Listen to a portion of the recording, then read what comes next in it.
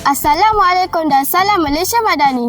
Kami dari kumpulan Rimba Lestari yang terdiri daripada 5 orang iaitu Dia, Rehana, Marisa, Salwani dan saya Sadatul Aisyah.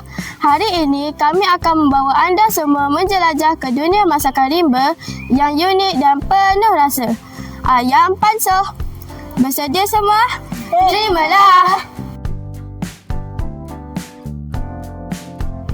Untuk memasak nasi putih, kita hanya memerlukan 1 cawan beras dan air bersih. Mudah kan?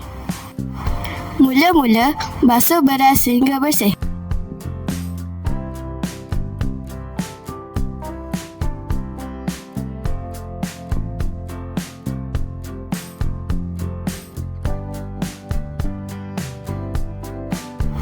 Seterusnya, masukkan daun pisang ke dalam buluh dengan berhati-hati. Gunakan rantai kayu yang bersih supaya lebih mudah.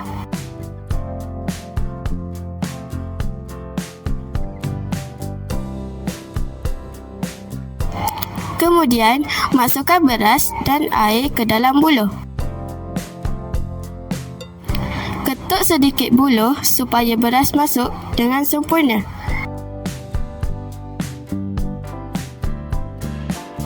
Akhir sekali, letakkan buluh di atas bara api yang telah disediakan. Ingat ya kawan-kawan, hati-hati dengan api. Sementara nasi kita sedang dimasak, jom kita sediakan hidangan utama iaitu ayam pansuh yang menyelerakan.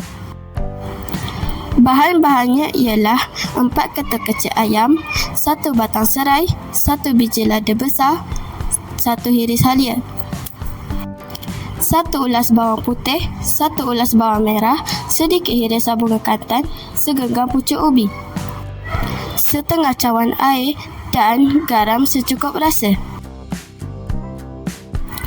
Jom saksikan cara-cara memasaknya.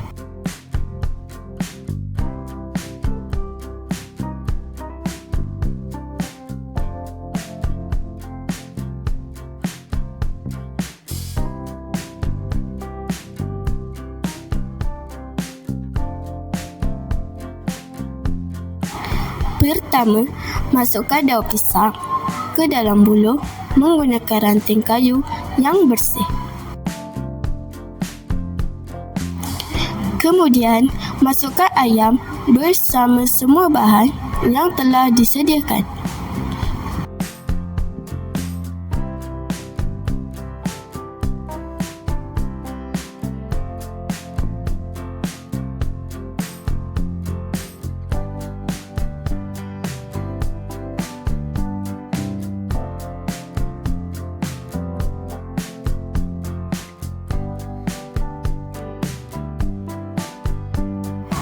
Letakkan pucuk ubi di bahagian atas kali sebagai pelengkap.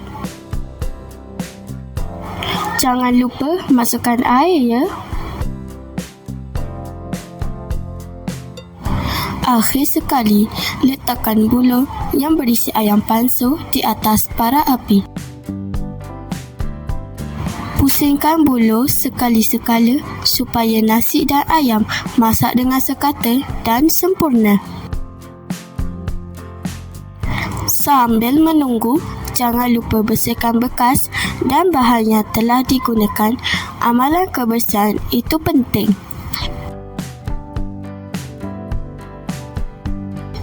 Alhamdulillah, nasi dan ayam pansuh kita sudah pun masak dengan sempurna. Hati-hati ketika membelah buluh dan sentiasa mengutamakan keselamatan.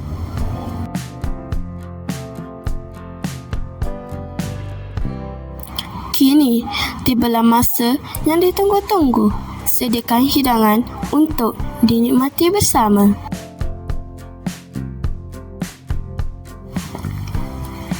Terimalah nasi putih ayam pansuh istimewa daripada kami. Terima kasih.